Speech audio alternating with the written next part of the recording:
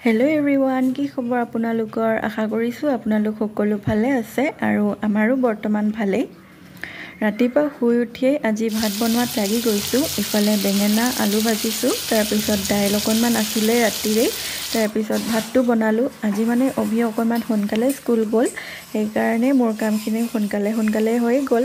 আজি মই ভাবিছোঁ দিনৰ দিনটো কি কৰি থাকোঁ আপোনালোকৰ লগত আজিৰ দিনটো শ্বেয়াৰ কৰোঁ। সেইকাৰণে কেমেৰাটো লৈ ৰেডি হৈ গ'লোঁ আৰু ৰাতিপুৱা ভাত খোৱা যিখিনি বাচন আছিলে প্ৰথমে বাচনখিনিয়ে ধুই লৈছোঁ। তাৰপিছত এটা এটাকৈ কামবোৰ কৰি যাম আৰু কিনো কৰোঁ আপোনালোকক দেখুৱাই থাকিম। আপোনালোকে ভিডিঅ'টো অকণমানো স্কিপ নকৰাকৈ চাব। আশা কৰোঁ ভিডিঅ'টো চাই ভাল পাব।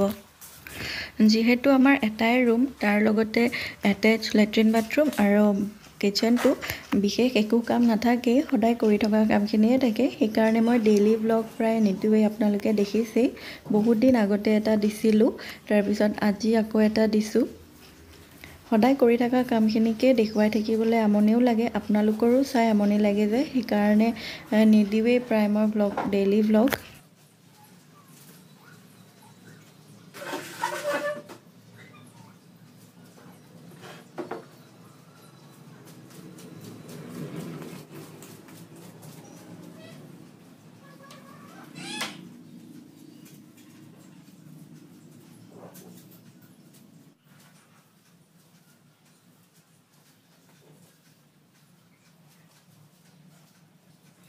আপোনালোকে জানেনে মই ঘৰ মুচোঁতে কিহেৰে ঘৰ মুচোঁ?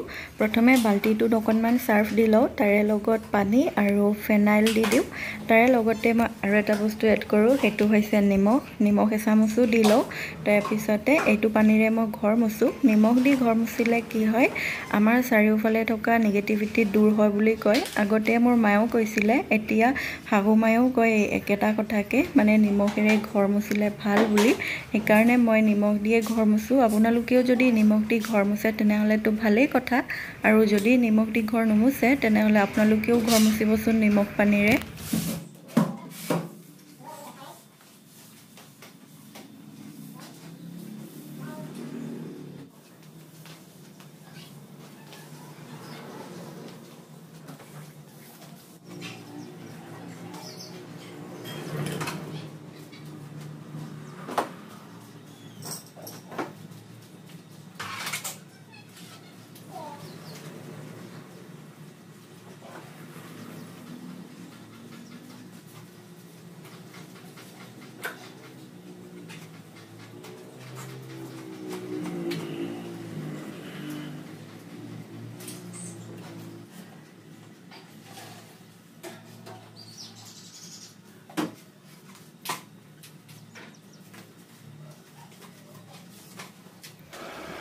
ঘৰ মুচি থাকোঁতে মই ফেনখনো চলাই লওঁ, তেতিয়া ঘৰটো সোনকালে শুকাই যায়। আৰু এইখিনি সময়ত মই যেতিয়া ঘৰ মুচি থাকোঁ তেতিয়া আমাৰ পুচকিক বাৰাণ্ডাতে বান্ধি থৈ দিওঁ, নহ'লে তাই যদি ভিতৰত থাকে ইফালে সিফালে দৌৰি থাকে, ঘৰটো মোচা হয়হে আকৌ লেতেৰা কৰে তাই। সেইকাৰণে বাৰাণ্ডাতে বান্ধি থৈ দিওঁ, ফেনখন চলাই দিওঁ। যেতিয়ালৈকে মোৰ এইখিনি মোচা হয়, ঘৰটো শুকায়ো যায় আৰু পুচকিক বাহিৰৰ পৰা ভিতৰত এৰিও দিওঁ।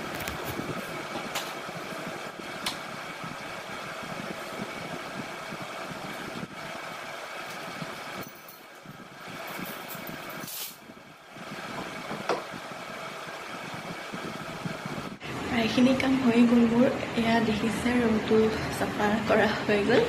এতিয়া মই গাটো ধুবলৈ বাকী আছে আৰু তাৰপিছত ভাত চাত বনাম আৰু দুপৰীয়াৰ কাৰণে। এতিয়া মানে গা ধুব যোৱাৰ আগতে মই আপোনালোকক দেখুৱাম মই কিদৰে মই ছালৰ যত্ন লওঁ, মুখৰ ছালখনৰ যত্ন লওঁ, তাকে দেখুৱাম।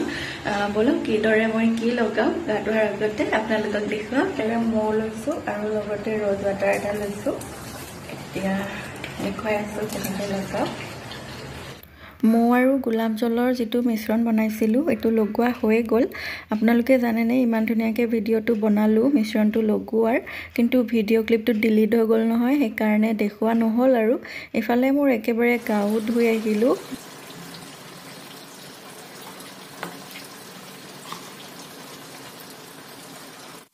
ভাত বনাই আছোঁ ইফালে, মানে পুচকি ৰাতিপুৱাৰ পৰা একো খোৱাই নাই যে, সেইকাৰণে সোনকালে ভাতটো বহাই দিলোঁ। যিহেতু তাই সুদা ভাত নাখায়, তাইৰ কাৰণে সদায় মাছ মাংস নাইবা কণী লাগেই।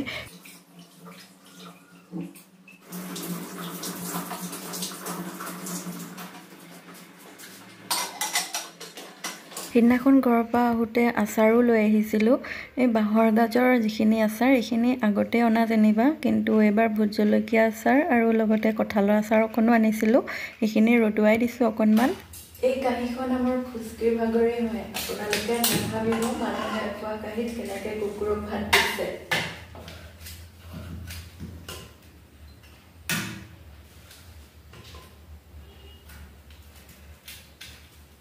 তাই মানে সুদা ভাত খাবলৈ একদম বেয়া পায় আৰু গাখীৰ ভাত দিলেও তাজা গাখীৰ পেকেটটো যে সেইটো পেকেটে মানে সেইটো গাখীৰে নাখায় একদম গৰুৰ যিটো ফ্ৰেছ গাখীৰ পিয়ৰ গৰু গাখীৰ তেনেকৈ খাই ভাল পায় আৰু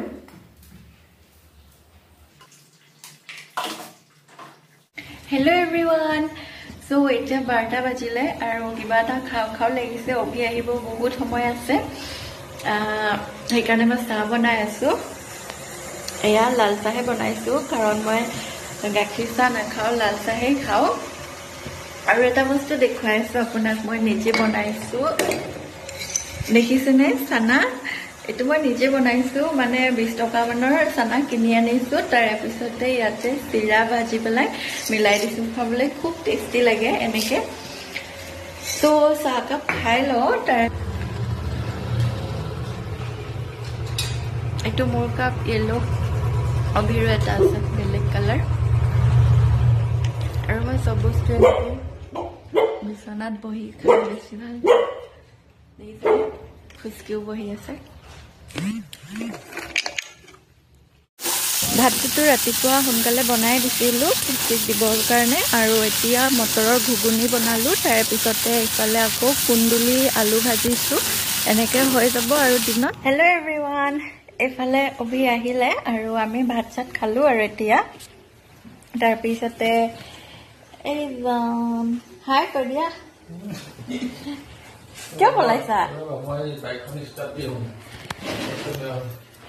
আমি ভাত পানী খালোঁ আৰু এতিয়া বিচনাত কৰিছোঁ অকণমান ৰেষ্ট মইতো ৰেষ্টতে আছোঁ দিনটো গুড ইভিনিং জনাইছোঁ সকলোকে আমি শুই উঠি পেলাই এতিয়া আমাৰ ডেইলি ৰুটিন আৰম্ভ হৈ গ'ল ফুচকিক লৈ আহিছোঁ অলপমান ফুৰাবৰ কাৰণে আৰু আকাশখন ইমান ধুনীয়া হৈ আছে এয়া চাওকচোন গোটেই আকাশখন ইমান ধুনীয়া লাগে এইখিনি সময়ত আজি ৰাতিপুৱাৰ পৰা সন্ধিয়ালৈকে কি কৰিলোঁ আপোনালোকৰ লগত A to Z শ্বেয়াৰ কৰিছোঁ আশা কৰোঁ ভিডিঅ'টো চাই ভাল পালে অভি স্কুল যোৱাৰ পিছত সদায় মই এইদৰে দিনটো কটাওঁ আৰু টিভি চিভি চাই ফুচকিৰ লগতে ইটো সিটো কৰি তাৰপৰা ঘৰত যিখিনি কাম বন থাকে সিকণ কৰিয়ে দিনটো পাৰ হৈ যায় আৰু তাৰপিছত 2:30 বজাত অভি আহিবই হয় তাৰপিছতে আকৌ ভাত পানী খাই অকণমান শুই সন্ধিয়া সময়ত আমাৰ ডেইলি ৰুটিন আৰম্ভ হৈয়ে যায় ফুচকিক ফুৰাবৰ কাৰণে সেইকাৰণে একেখিনি বস্তুকে আপোনালোকক ৰিপিট কৰি দেখুৱাই নাথাকোঁ আৰু